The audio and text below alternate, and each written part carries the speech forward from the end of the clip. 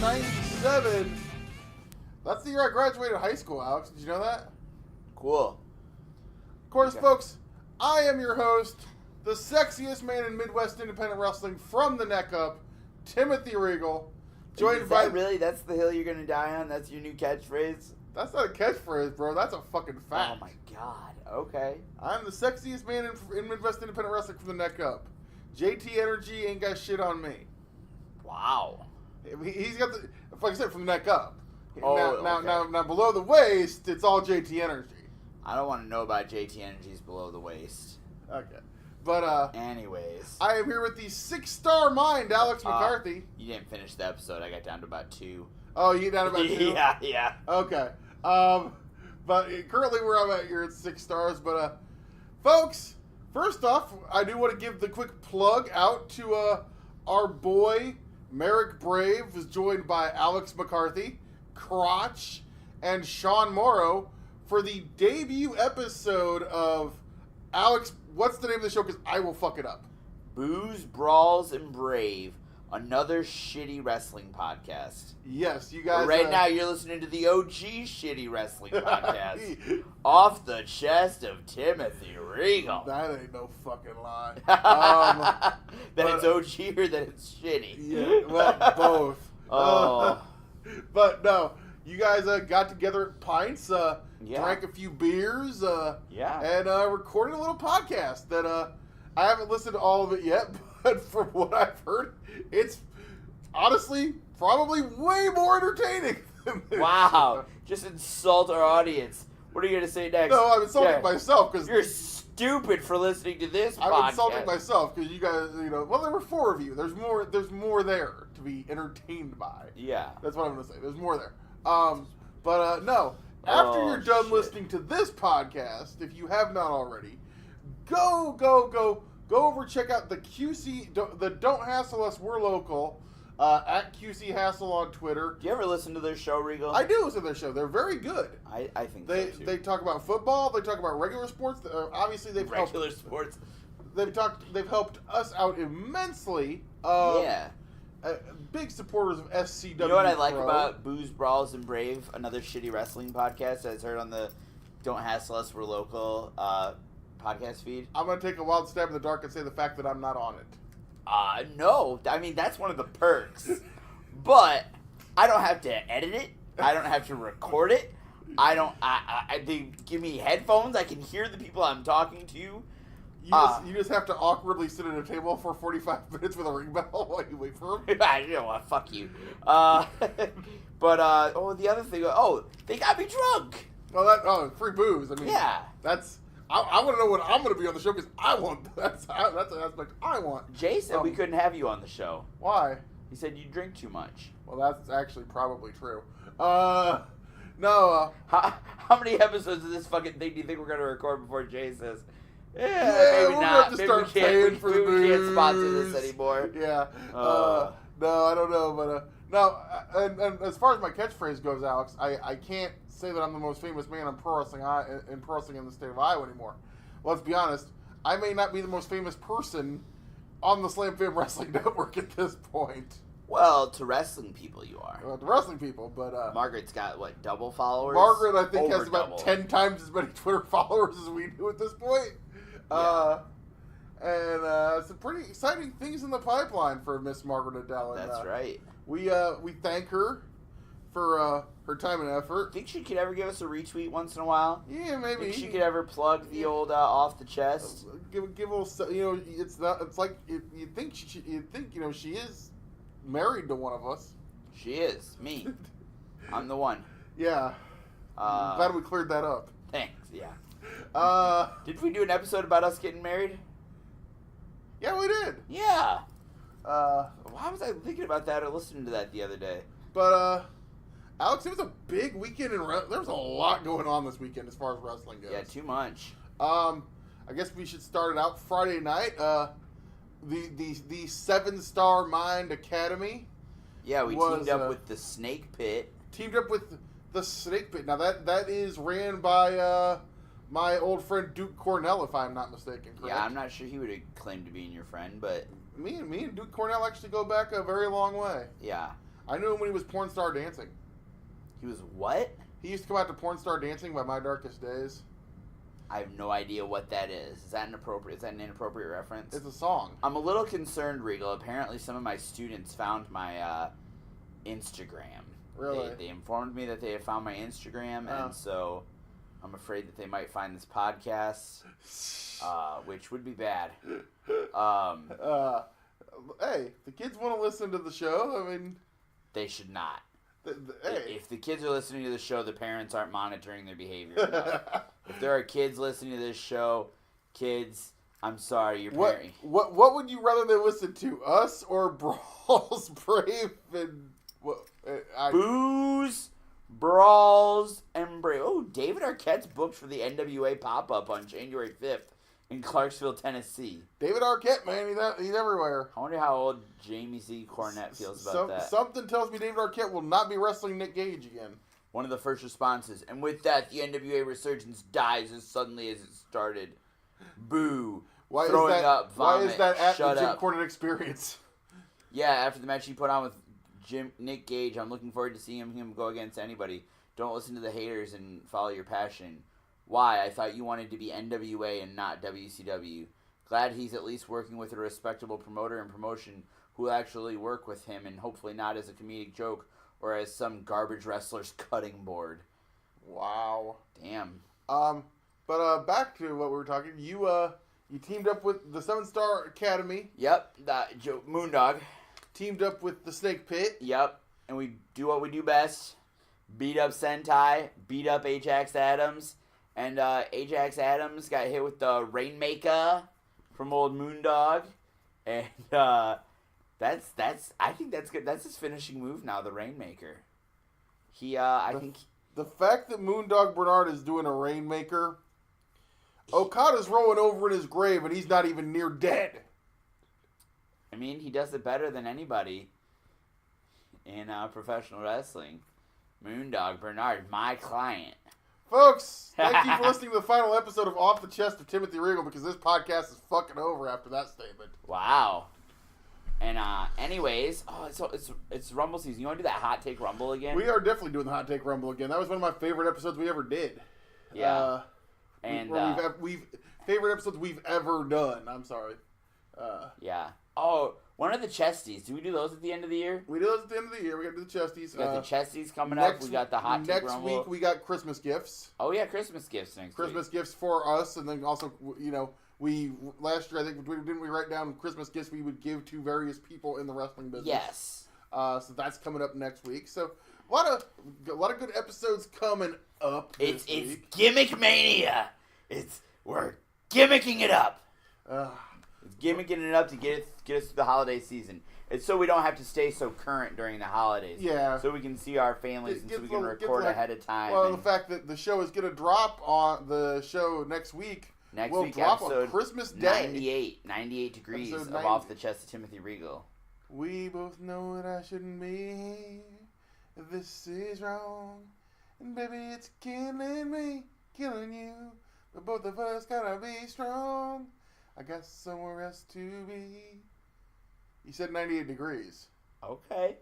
That actually wasn't terrible. It's the hardest thing. See, this is what happens. It wasn't terrible. Well, I'll change that. Blah blah blah blah blah blah. So we're not gonna. Obviously, we're not watching Raw, but tonight, God damn it, I'm gonna shake things up again. Well, we're gonna know in roughly about 10 minutes, because as we're recording this, it is currently 6:49 p.m. on Monday. Absolutely. And he is kicking off the show, so wow. We're going to know via social media, probably while we're still recording the episode, so we'll discuss that. I'm excited. When it becomes time. I'm so excited. But no, how did things go Friday night at 3XW, Alex? We beat up Sentai, we beat up Ajax Adams. After Ajax took the pin, he got hit with the Rainmaker. I kicked him a couple times. The Snake Pit then proceeded to kick him between the legs multiple times. You really don't like your former commentary partner very much. And then they gave him a spike pile driver. It was beautiful. You really don't like him. And, dude, seriously, what do you got against Sentai? He wears a mask. I hate anybody that wears a mask. Have a spine. Show your face. Some people probably say you should wear a mask. I would never wear a mask. I'm afraid if I wore a mask, people would mistake me for that idiot Tigre. Senior Tigre. See, dude, now you gotta talk about Senior Tigre? He's an idiot. He's a lucha. Has he done anything since Latino Fest? Well, no, he's back in Mexico. He's a lucha legend. He's a what? He's a lucha legend, Senior Tigre. Do you think he ever wrestled Roosh? Maybe. I don't know. Maybe he wrestled Blood and Thunder. I don't know. Maybe. He may have wrestled, I want to, actually, the guy I want to know, did he ever wrestle a Loco Uno? Quite possibly. Maybe in an Iron Burrito of Deathmatch? Quite possibly. You know who I do know he had a best of 7 series with? Who? El Dandy. Hey. Who are you to doubt El Dandy? Had you never seen that before I showed that to you? No, I've never seen that until you showed it to me. If you've never seen this, stop what you're doing right now and Google "Who are you to doubt El Dandy?" One of the greatest promos of all time for Bret the Hitman Hart. It's one of the greatest promos of all time for Bret Hart because you watch it. Can we just play it on the air? Nobody's gonna care, are they? No, we don't need to play the whole thing, but I'll just say this. It's not a long promo. I guarantee you most people that are listening to this show have probably seen it. You hadn't seen it until a year ago. But go check it out on YouTube, folks. Throw it in your Google machine. And it is the epitome of Bret Hart giving zero fucks. It's only got 140,000 views. I got more views on Seth Rollins' moonsault video than that. New Create Your Own Ultimate Feast is on. Off the Chest of Timothy Regal, brought to you by Red Lobster. Can we talk about how YouTube... Let's hear it. I'm the champion. I ought to know. You know, I've been sizing up guys since I came to WCW. And I think the one guy that stands out the most, the guy that I think has earned a title shot, El Dandy, I think you're a heck of a wrestler. You're a great technician in the ring, and you're a jam-up guy. I don't see any reason... Wait a minute. El Dandy has been wrestling in the cruiserweight division here. Please. He's a great wrestler. He's a great wrestler, but my goodness sakes, at 50 pounds Who are you difference. to doubt El Dandy? Because this guy's a serious professional. Well, let's talk about some serious How about hypnosis? Let's get further. Psychosis? Whatever. He's a great wrestler. You know, you can say what you want. You can try to tear these guys down and take them down. But Psychosis has also he's been a high flyer of the highest Yes, but magnitude. he's This still guy's a a serious... cruiserweight. Let's get How some. about Dean Malenko? I was going to give him a title shot. He was a big man, wanted to injure me. Hey, come injure me now, you little punk. He's sitting at home with some kind of hokey injury. This is a real injury, Dean Malenko. This is a groin pull the likes you've never seen in your whole life. Well, he right now is nursing a very bad sprained ankle. Yeah. And as far as that groin pull, Bret gives zero fucks in any way, though. shape, or form in that promo. I love it, though. He is, and it's funny to listen to, but yeah, if you haven't seen it, go check it out and just see the look on his face as he's just going through this promo of, yeah, I'm here, great, let's get it over with, fuck this company, what the fuck happened to my life?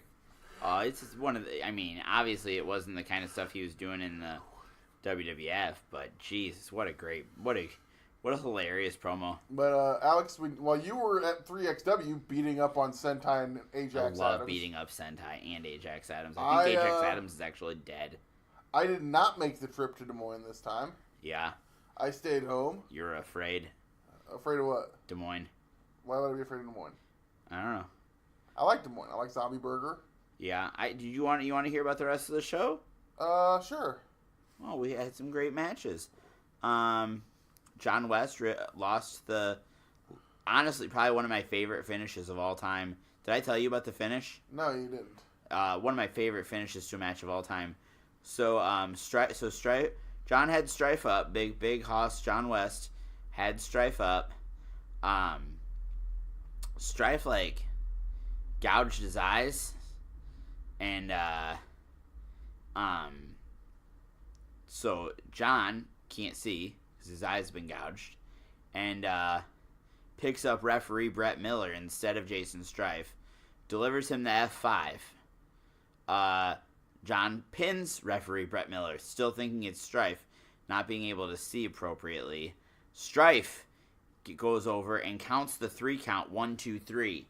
John West gets up, raising his hand, thinking he's retained the title, and then referee old Terry Cannonball comes out and says, John, you didn't win. You didn't win. It's not over. Strife super kicks John, pins him 1, 2, 3. Brand new pure champion, Jason Strife.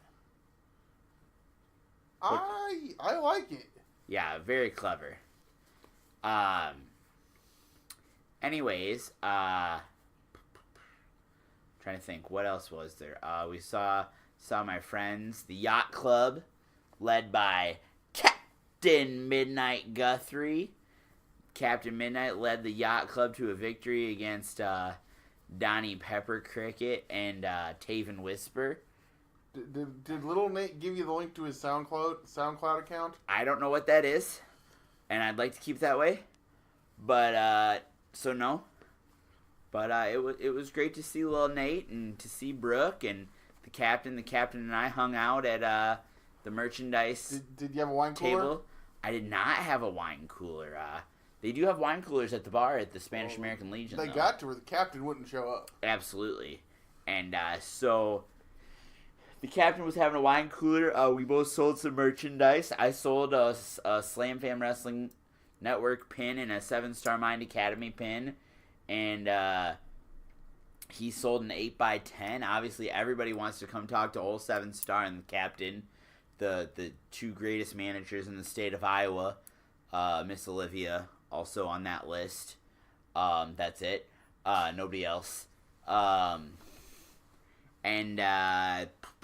Trying to think, what else? What about the Wizard? Dork the Clown. I don't know what his name is. I just call him the Wizard. Dork the Clown. He manages. I think his name's Derek. Rock. Yeah, Rock. And do you smell what Rock is cooking? I do. It smells horrible. It smells like myrrh. It smells like myrrh. Whatever. He led the cosplay colossals against the 3XW champion Niles Planque. It's not Planck, it's Planque, and his spiritual yoga advisor Mr. Mike Seidel, which very ironically look a lot like 205 Live stars Mike Karma and Craig Kieseman. I heard about that. I heard they look very familiar, similar. Do. But those guys were not available. Did you get any wine from Niles Planque? I did not. Man, you're slipping. I got so drunk on Tuesday recording Booze, Brawls, and Brave that I was not available to, that I did not partake in any drinking at 3XW. Trying to think, yes, a great match with my friend Rashid Ali. Got the victory over Superfly, Jay Fowler. I saw that. Big win for Rashid Ali. Yeah, I'd say so. I'd agree with that. But, yeah, I'm very happy with him. And trying to think what else happened. What about my boy Jared Thumb and taking on Gil Rogers? Yeah, two fan favorites, but not favorites of old 7-Star. I heard they had that. My buddy Rashid Ali had a little receipt for old Gil Rogers. I heard there was a thumb war. They argued over who was the most positive wrestler in professional wrestling. That's what they had a competition for. That sounds amazing.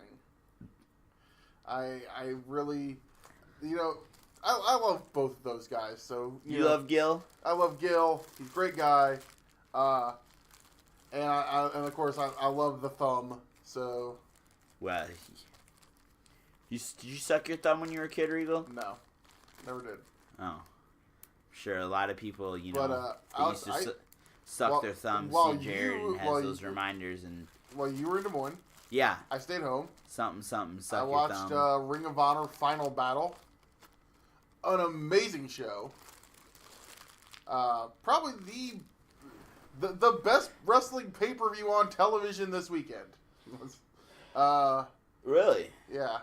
Haven't watched it yet.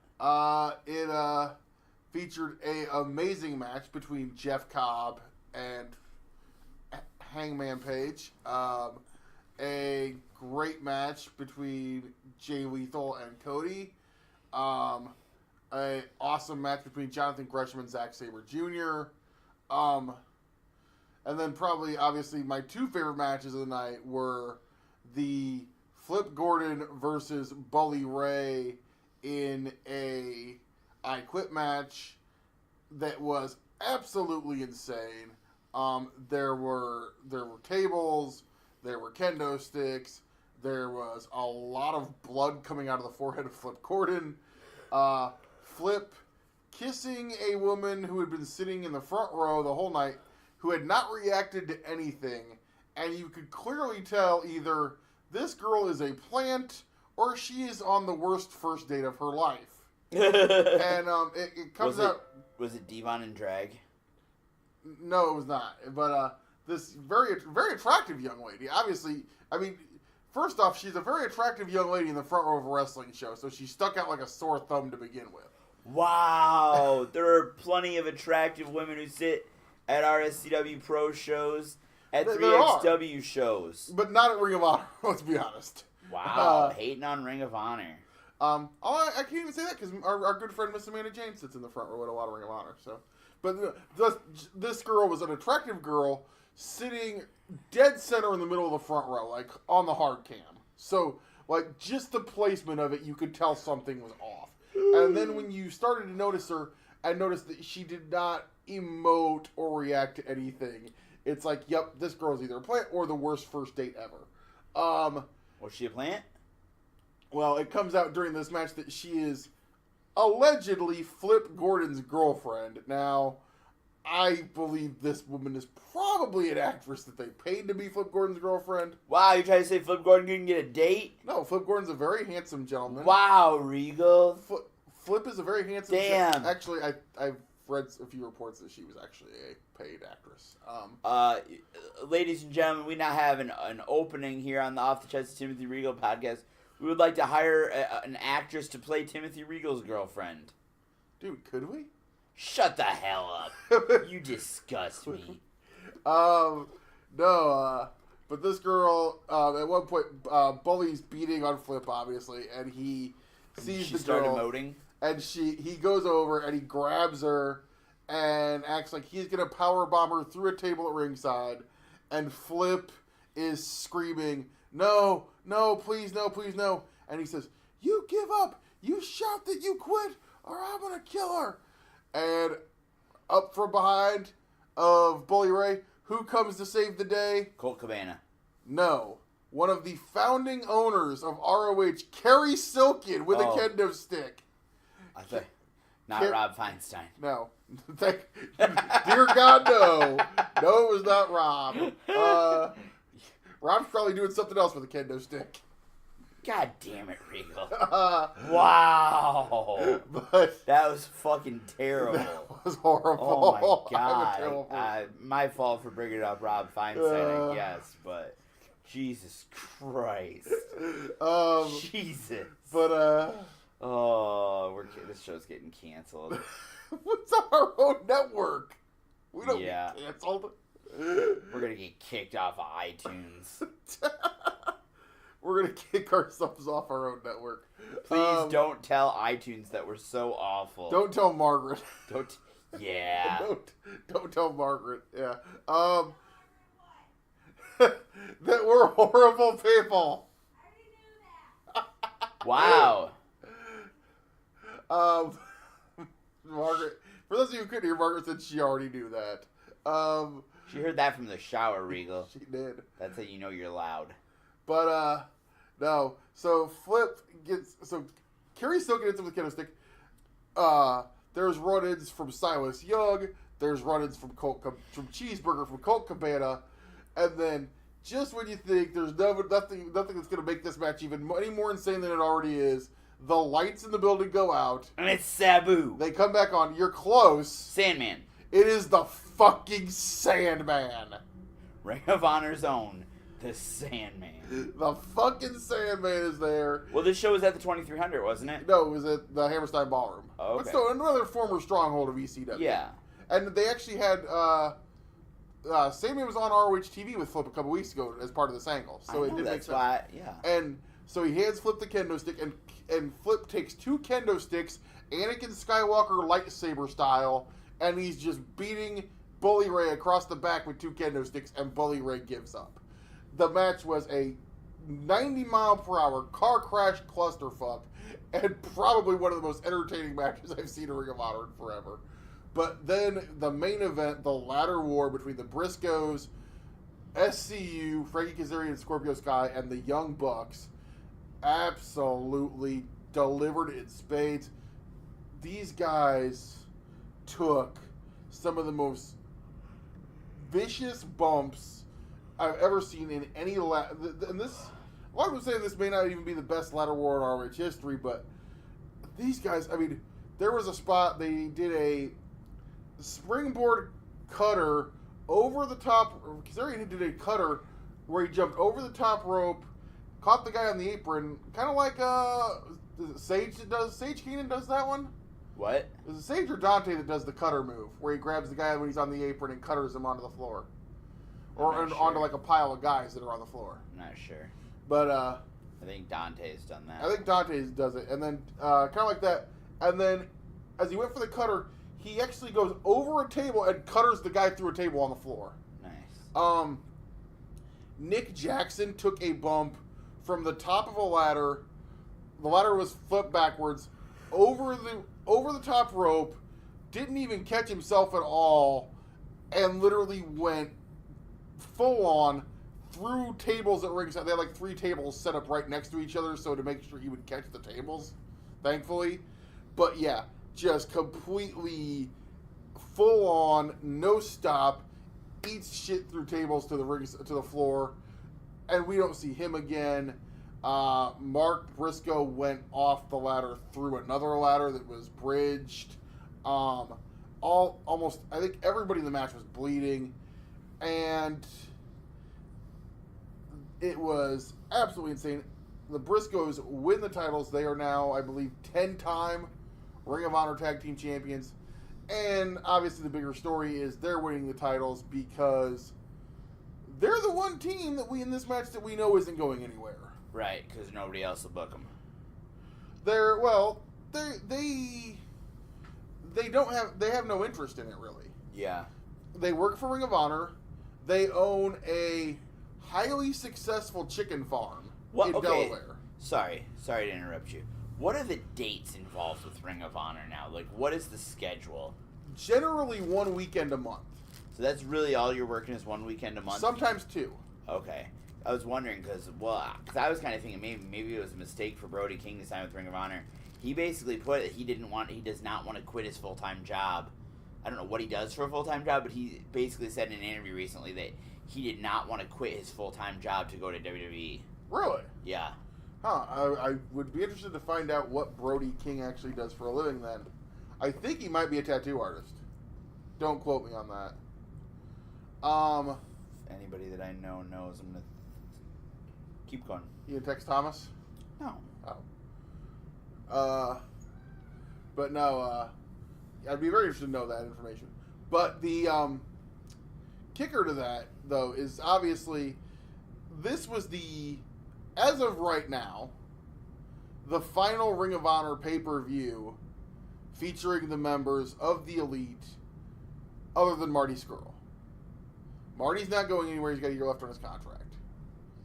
But this was as of right now. See, now you said he had a year. Somebody else told me he's done in April. No, everything I've read and heard is that he has a year. Okay, and that makes more sense because they gave him the new stable on the TV tapings. Yeah, they gave him a new stable of Villain Enterprises of himself, Brody King, and PCO. So, something I'm super excited about. I disagree. Really? I think it's a fucking piss poor use of Brody King and PCO. Like, I like the idea of giving Marty a stable, but those guys both have a lot. Unless they're going to fast track this to spin Brody out and give Brody a singles run, I think Brody King is a main eventer. I think he's a star, and I think bringing him in as the fucking henchman is a mistake. And I think PCO is a draw, has name value. I don't like that idea at all, to be perfectly honest. I do, but Now, Barty's got a year left, but obviously the Bucks went under. Cody went under to Jay Lethal.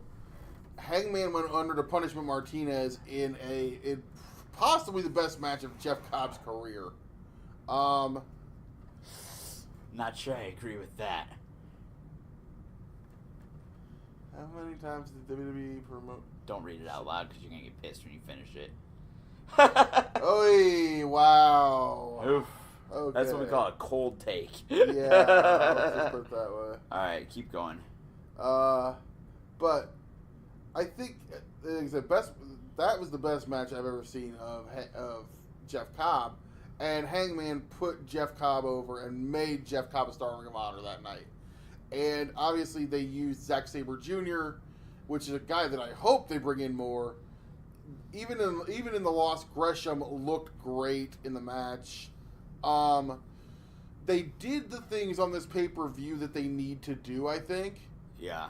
And the Elite did the right thing and put guys over on the way out to help Ring of Honor go out. Now, obviously, we know Ring of Honor has been on a bit of a signing spree. Obviously, Brody and PCO.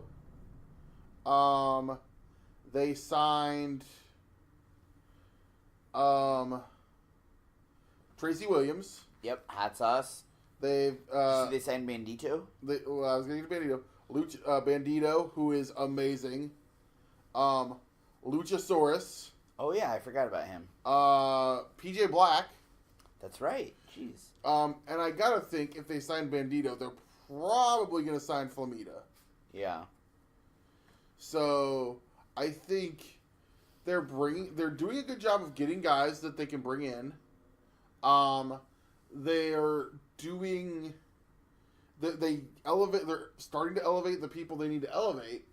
But the thing is, without the Elite, you're going to lose a certain section of that audience. Oh, without a doubt. You're going to lose, as I believe Rich Craich and Joe Lanza from the Voices of Wrestling podcast called it, the Hot Topic crowd. Yeah. The crowd that is the fans that are going to Hot Topic, that are buying buying up all the Bullet Club T-shirts and all the Bullet Club hoodies and all that. I'm not ready to leave Ring of Honor. We'll see how it comes up. I believe that you go out, you find guys that you can plug in. Obviously, they've signed people I like, so I'm willing to give them a shot. I think you have the Hot Spots Network, don't you? Yeah. When is this? Saturday, January 5th. Warrior Wrestling? Yeah. Looks great. I just saw that card. Yeah. Sorry. But you're gonna have to elevate, and you're gonna lose a portion of that audience that is not gonna be there for the Elite. Now, where is the Elite going? How long do you think it is before we see anything involving the quote unquote all Elite wrestling? I can't say. You know something. I haven't talked to the source on that one, so. The source gave me some information today and informed me that they're going to talk to their source this weekend and are expecting to find out a lot this weekend. Okay, so, but obviously. I'll just say, I'll be real general. 2019. Things are in motion. I think we're going to see it. I mean, all Elite Wrestling's in the news. I mean, it's crazy to me that we know more than we should. Yeah. But it's one of those things. It's going to be an interesting 2019 to see where the Elite ends up. They're going to end up in All Elite Wrestling. Well, but what is All Elite going to be? Is it going to be a couple of shows? Is it going to be... I think it's going to be a full-time promotion. They've got... The person who's behind them is worth... a lot of money. $7 billion. Yeah. Are you watching Raw on your phone? I have it on. I was trying to see what's going on. I just went to commercial. I didn't see what the whole thing was. Oh, yeah. Can you rewind? I don't think I can, actually. No, I can't. Fuck. Why didn't we stop recording this to watch the I opening don't segment? know. I didn't think of it. God damn it, Regal. I didn't think of it. Inquiring minds want to know. Yeah. So inquiring minds wanted to know. So we stopped recording so we could find out. what the shaking things up, as Mr. McMahon said. Shake and bake. And if you're hearing this on Tuesday, you probably already know Vince, Stephanie, Shane, and Triple H came to the ring and said, yeah, this show sucks, and we're going to fix it. We're going to listen to our audience. You're going to see new faces. You're going to see fresh matchups. And we're entering a new era.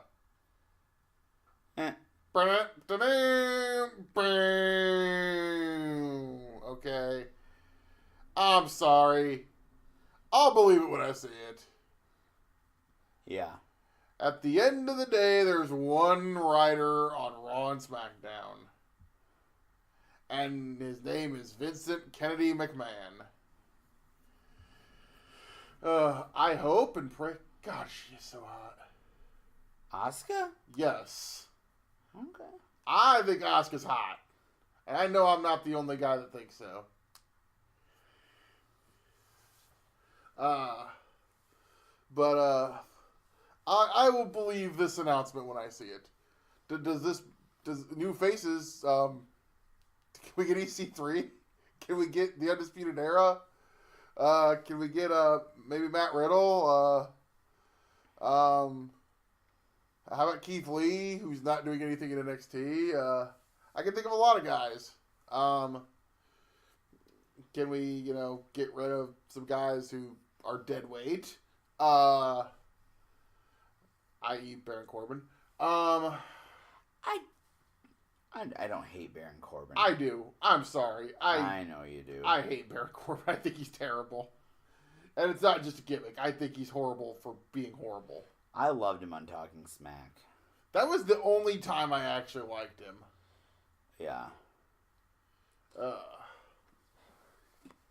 And it's funny because I think putting him in street clothes and shaving his head was a bad move. Well, I mean, he was balding. I actually don't mind the shaved head, but I would have kept him in the biker gear. Yeah, balding's a look. Nobody else on the roster is balding. Yeah. I don't know. But, no, that was the big announcement. I mean, we'll see what form it takes going forward. But, see if there's any debuts you think there'll be call-up tonight on Raw. I would almost say, if they said if you're going to see new faces, I would almost think you'd almost have to do a call-up tonight, and we'll see who it might be later on.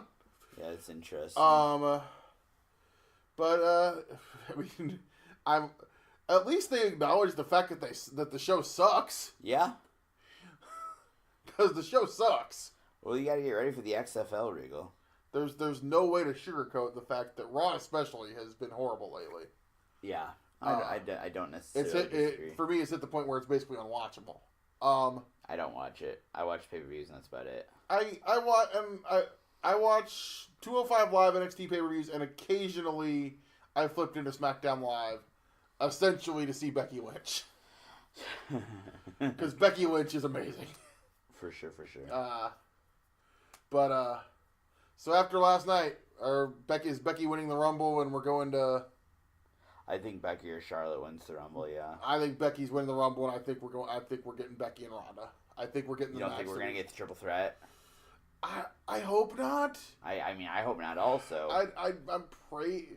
I could almost see him doing the Brett and Lex finish, though. God, that finish was bad then. It was bad then. It was even worse when it was accidental. Yeah. When Cena and Batista did it. Yeah. Although if that would end up with can Stephanie come running out and tear both of her quads? Why? just to be fucking, because that's the one thing that made they're it women. great. Because they're women. I was like, That's... I was so confused. I was like, why do you want Stephanie to tear her quads? That was the one thing that made that moment truly amazing, was when Finn's trying to slide into the ring and proceeded to tear both his quads. And then he's just sitting in the ring. It's like, what the hell just happened? Everything is fucking... if you have not listened to it, the Bruce Pritchard guest segment on that is pretty amazing. Oh, I don't think I've heard that one. The fact that he said basically it's exactly what you would envision in Gorilla. It's complete chaos. They're all like, what the fuck is happening right now?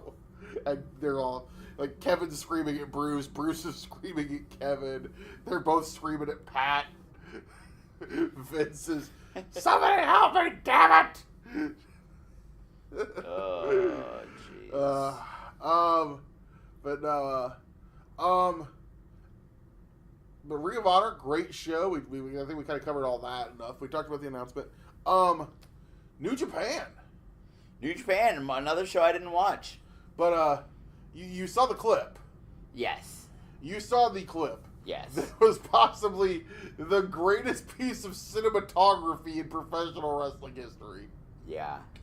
And I don't think it was planned. I think it just kind of happened. If it was planned, that director deserves a raise. Yeah, Ospreay dead sticks his feet on a Hurricane Rana attempt. Mm-hmm. On a flip. Him and Ricochet pretty much are the only two guys I know that can do that. Like you can see guys roll out of a move like that and they'll roll. Only two people I've ever seen like dead stick it on their feet are like Ospreay and Ricochet. Yeah. But then the cameraman is in the corner, and Ibushi is looking into the camera, and then Will Ospreay, when he lands on his feet, he slowly turns.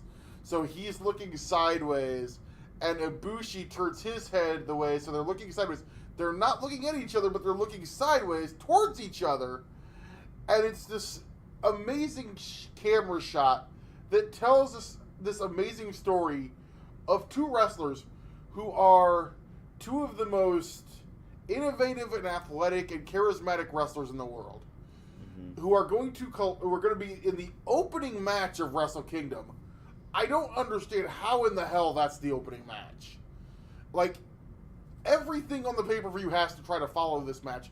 That is honestly, amongst the fan base, probably one of the most exciting, hyped up matches amongst the fans, because this is a dream match, because technically Ibushi is a heavyweight and technically Ospreay is considered a junior heavyweight, and they do not face each other in New Japan. Yeah. They stick to divisions. Yeah. The only reason this match is happening is because there is a belt, the Never Openweight Championship, that technically can be challenged by someone from either division. Yeah. And this match has been a collision course for almost a year. Yeah. Ospreay's been basically calling Ibushi out, saying he wants the match. Ibushi saying, we've got to get it in the right circumstance so we can do it. And they did, and now they have, and this is going to be the opener. I think they're going to steal the show at Wrestle Kingdom, probably, without a doubt. Probably. And this camera shot, if you weren't hyped up, if you're just an occasionally casual New Japan viewer that checks out a match on YouTube or something, if you see this, you're hyped up. You're saying, I've got to see this fucking match. Right. If you like as opposed to like me, I'm already hyped up, and then when you get that just natural moment that is going to be on every video package, and every hype video for this thing, it's going to be in the opening of the Wrestle Kingdom pay-per-view. There's going to be a hype video. See, a lot of times they don't do hype videos for the undercard stuff, only the main events. But they do a little hype video for the entire show at the start of the show. And when they talk about that match, that is going to be the closing shot of that segment. Quite possibly the greatest GIF in the history of wrestling. It's up there. I don't know if it's the greatest. There's been some pretty great GIFs. But it's Seth Rollins doing a moonsault off my belly. Goddamn right, motherfucker. No, this is better than that. I cannot claim to be nearly as talented as Will Ospreay or Kota Ibushi. Shocking news on the Off the Chest podcast today. I am not as talented as Will Ospreay and Kota Ibushi. Seth Rollins is. I'm not. Are you still with me? I'm what? Yes, Seth Rollins. He's a wrestler. He's talented. Very much so. He's pretty cool too. Think he's on Monday Night Raw tonight? I'm sure he will be. Yeah. He's happy today. Oh, he's very happy. You're happy today. I'm very happy. You all can eat my ass. No, thank you. Because go ahead, Alex. Go ahead. Tell the people how great it is that for once in a millennium, Was it a millennium? the Bears defeated the Green Bay Packers. Oh, it's so great. And yesterday was... And Seth Rollins loves football. And Alex McCarthy's great. And everybody's happy. You all can suck it. Yesterday was that rare occasion where I only have one favorite football team, and it was the Chicago Bears. Because normally my two favorite football teams are the Bears and whoever is playing the Packers. And both of my favorite football team won yesterday, and it was great. And we're the NFC Division champions, and maybe we'll win the Super Bowl. Hey, I hope you do. I hope we do too. You know why I hope you do? Why? Because if you win the Super Bowl this year, Yeah. I hopefully will never have to hear the words 1985 ever again. We are the Bears shuffling crew. Shuffling on down, doing it for you. Hey, Alex. We're so bad, you know we're good. Hey, Alex, you know the Blowing your difference- mind like you knew we would. You know the difference between Marty McFly and the Chicago Bears? What? Eventually, Marty McFly quit going back to 1985. Whatever, Regal. You know, Speaking of football, oh boy, here we go. on a week where it was pretty much the week where fantasy football went to die. Was it? Why are we talking about football? I went 3 of 4 in fantasy football playoff games. Cool. You know who didn't win his fantasy football playoff game? Who? Merrick Brave. Really? Did you beat him?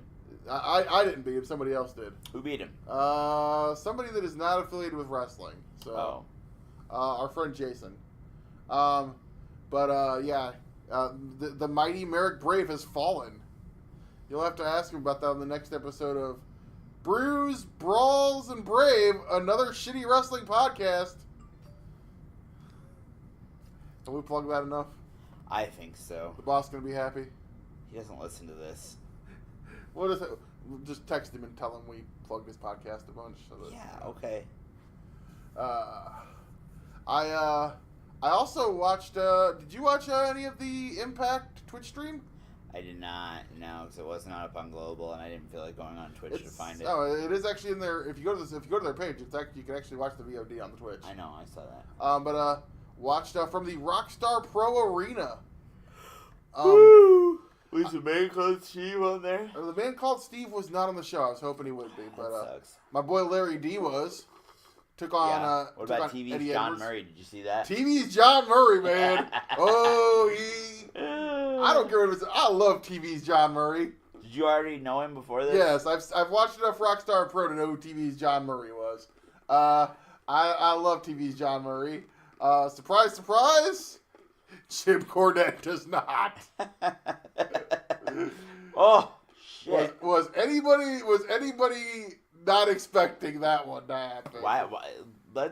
We need to get a therapist on the show some week and figure out why these poor hurt souls tag Cornette in this Analyze Cornette.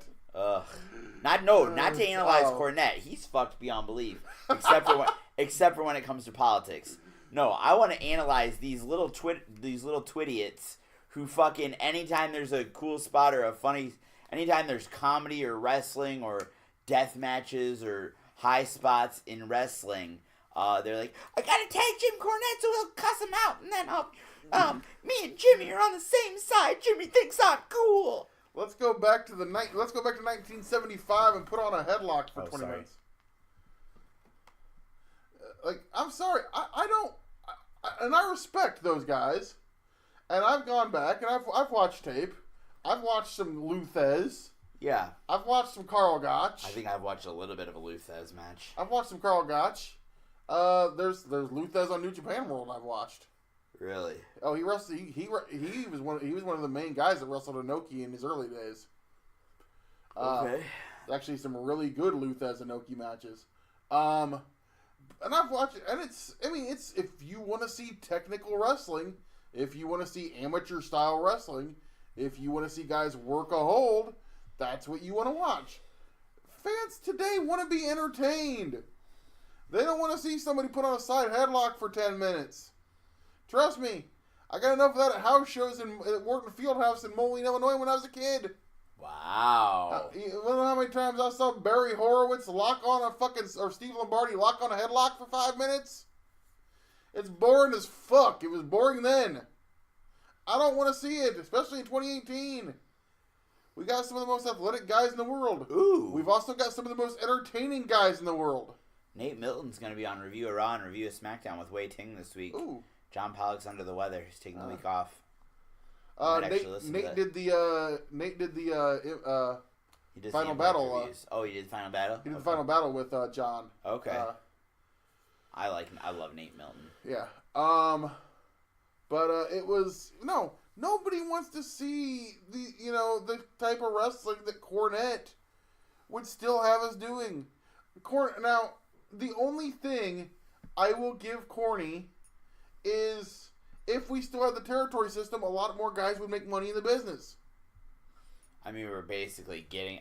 I honestly think we're going to come to a point where there are basically, like, territory-like networks where they're going to have Impact and their approved affiliates. You're going to have MLW and their approved affiliate. Like, they're going to be networks of promotions that will work together.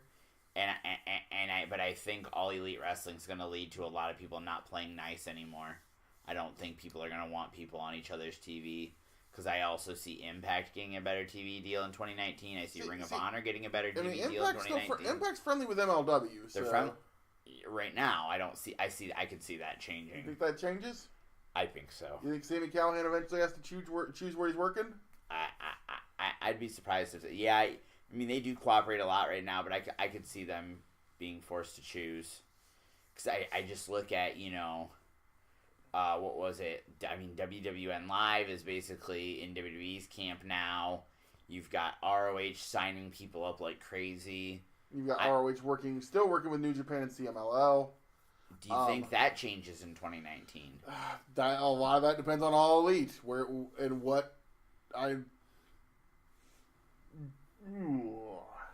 Yeah. A lot of that depends on All Elite. I think a lot of that, it's tough to say right now. By the end of 2019, it's going to be we're going to be looking at a very different landscape. By the time I think by April of 2019, I think it's going to be already changed considerably. When I'm in Chicago for Survivor Series weekend, it's going to be very different. Yeah. But it's going to be very interesting to see. Obviously, a lot of guys are on signing minutes. You've got MLW signing guys. You've got Ring of Honor signing guys. You've got All Elite's going to want to sign guys. You've got Impact that wants to sign guys. Now, Impact, Ed Nordholm has openly said they can't afford to pay these guys to be exclusive. I don't think they'll pay them to be exclusive. I think they're going to be a lot more restrictive. Can only work you can work for BCW, Rockstar Pro, AAW, Revolver, and that's it. I could see them doing that. And then now there's the whole thing. Did you see what happened this weekend at WWN? At Eddie Kingston? Evolve. Eddie Kingston came in and basically cut a promo about LAX. So a lot of people are wondering, is this an elaborate work? Do you think Impact and WWN are working together? Possibly. What would be the point of working us like that? Dude, here's the thing, and I can't remember who said this quote, but I do kind of agree with it. Reality is the new work. The fans are so smart now. Reality is the work. And if it was an elaborate work, the whole LAX gimmick and pulling them off the shows, kudos to them, because they had everybody fall for it. But to me, it didn't put any more eyes on I've had seen people on the internet that think All Elite Wrestling is an elaborate work. No, God, could you imagine? Where would they go? You think they're going to WWE? No, but it's all an elaborate storyline with Ring of Honor. I've seen that rumor thrown out there. Why would they file legal trademarks for work. That's a little bit too far, in my opinion. Again, you have to work the internet when you've got guys, when you've got Meltzer, and you got Keller, and you got They're guys, buddies with Meltzer. They're fucking finishers, the Meltzer driver. They're not going to work, I'm Dave. going to bring up another name. What? You got guys like David Bixenspan. Yeah. Who honestly is not on a lot of people's radars, Regal. But Bix has uncovered some stuff that people did not know. People forget Bix is the one who blew the originally Conrad Thompson did not want people to know he was running StarCast. He had the fucking StarCast sign in the background on his, but he didn't want people to know he was running it. He was going to be there and be there as talent. He was not going to be going to become the essentially face of the convention that he became because Bix found the trademark filings on it. So there is that. Bix is also the one who found the paperwork when Progress oversold a venue by about 800 seats.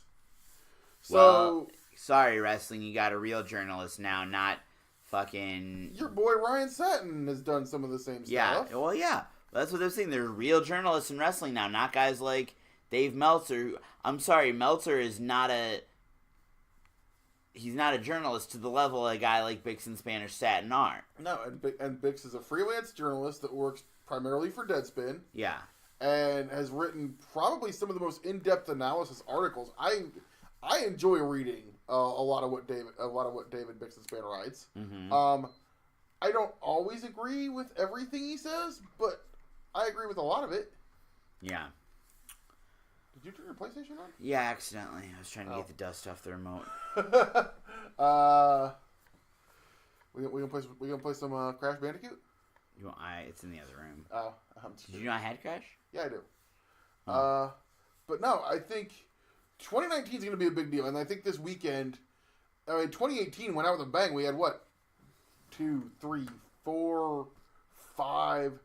We haven't even talked about MLW that was live on beIN Sports. Oh, that's right. So we had, I think, 6 shows because we had TLC, 2 New Japan shows, Impact Rockstar Pro on Twitch, MLW, Ring of Honor, Freelance Wrestling was on Powerbomb TV. Yep. I mean, that's just the stuff that was available for streaming content. And then obviously, you were at a local indie show at 3XW. Mm-hmm. There were a couple other indie shows around the country that drew pretty well. I saw some pictures. Blackcraft Wrestling drew a huge crowd in Buffalo, New York. Absolutely. Our shout out to our buddy Zicky Dice.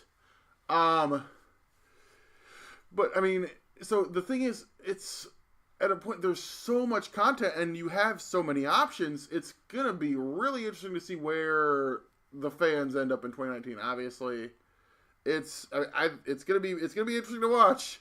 I think it's gonna be fun. I know there's some people think it's gonna be a roller coaster. I know there's some people that think it's gonna be a bloodbath. I know some people think it's gonna be a flop. I mean, I hope not. I do too. I pray not. I want more options. More options, more opportunities, more money.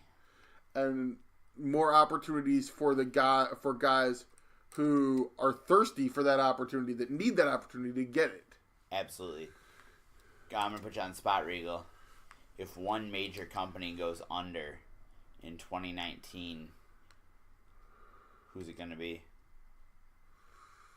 Ooh. Because, I mean, the easy pick would be to say All Elite doesn't get off the ground. Sure. But if we take that out of the equation... Yeah. The thing is, I'd say logically looking at it, I would say Ring of Honor seems like the most obvious. But at the same time, they also have, like, an insane amount of money. And I don't doubt that Sinclair wouldn't dump more money into them if need be. Bingo. Right there. Honestly, if they can't find a new TV home, Impact is still in trouble. Yeah. I hate to say it because I absolutely love Impact. Or they change their model. They put their TV up. Could they put their TV on Twitch? Put it on Twitch. Raise the cost of the Global Wrestling Network a little bit. Put their pay-per-views on there. Because one thing they have to change in 2019 if they want to stay compatible is they've got to lower those pay-per-view prices. They're not selling $40 pay-per-views in 2019. They're still trying to charge $40 for a pay-per-view. You can't charge $40 for pay-per-view when WWE has set the price at $9.99. When essentially, if you are like me and you have the 1 year of Honor Club, I'm getting the pay-per-view. I'm getting all their content for $9.99 a month.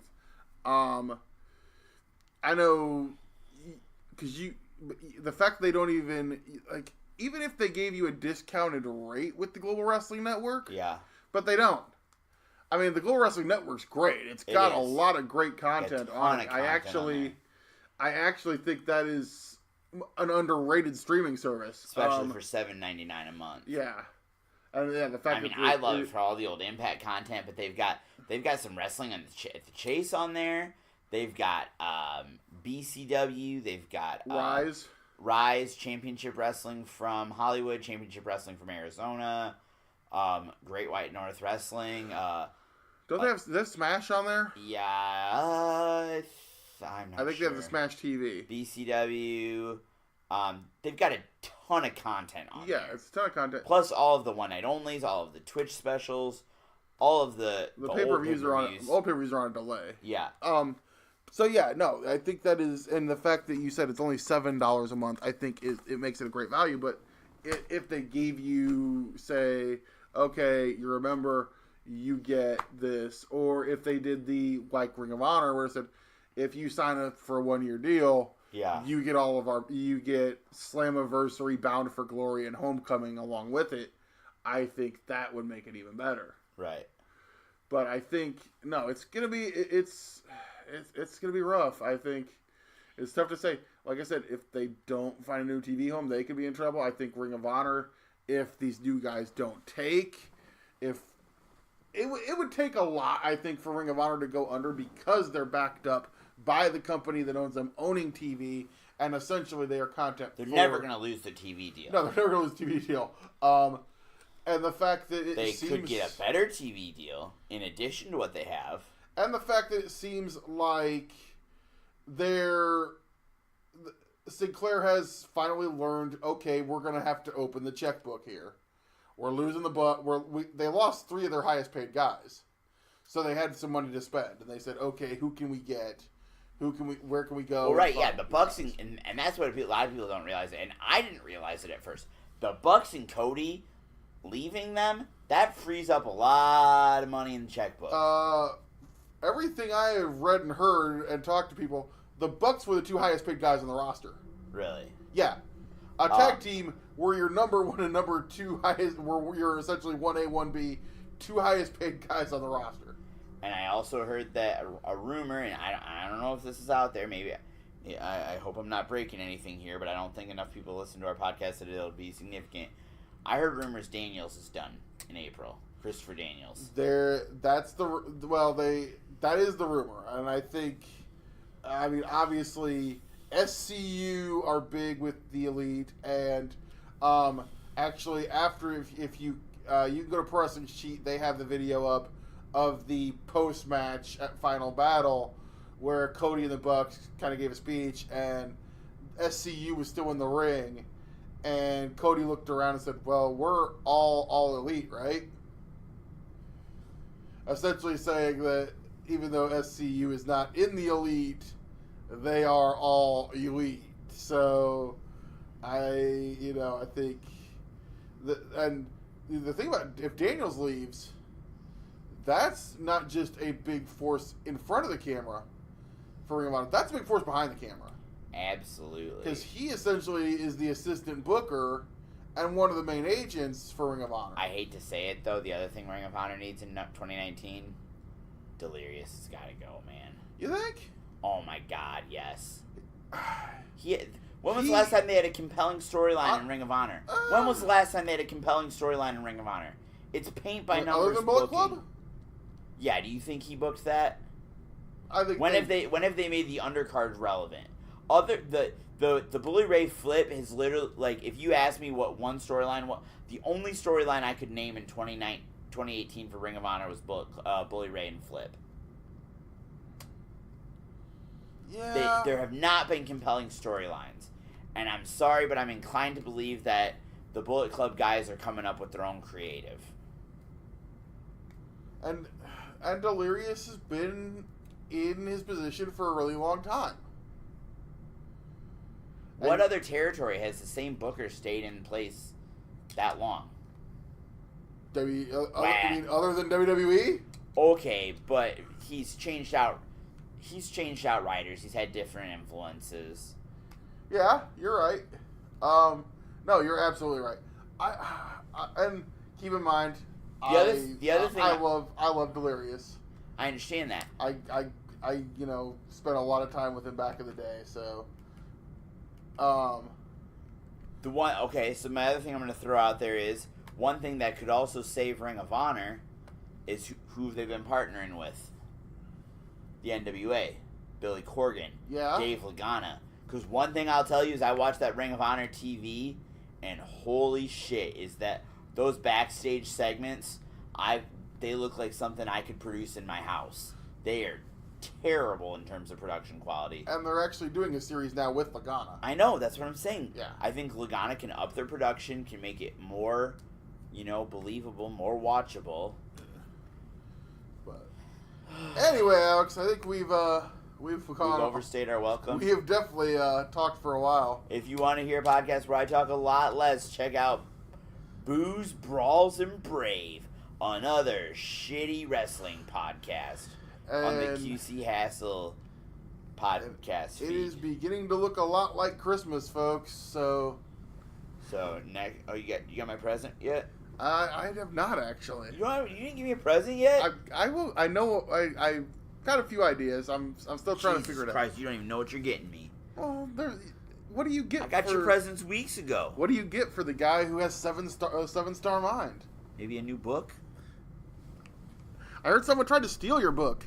Yeah, some idiot tried to steal my book at 3XW. All right. Well, you can follow me at OneRealSmartAlex. You can follow Booze, Brawls, and Brave, another shitty wrestling podcast, at BB Brave Pod. You can follow Regal at SCW Regal 444. Was Margaret on this week?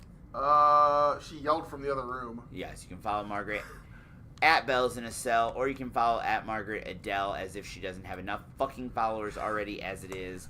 Follow the podcast at Off the Chest TR. Did I say follow you? Yeah, you already did. All right. Okay. Follow SlamFam at SlamFamWREST. Follow us on Instagram at SlamFamWrestling. And like the SlamFam Wrestling Network on Facebook. What are we getting Dusty and Rick for Christmas? Nothing.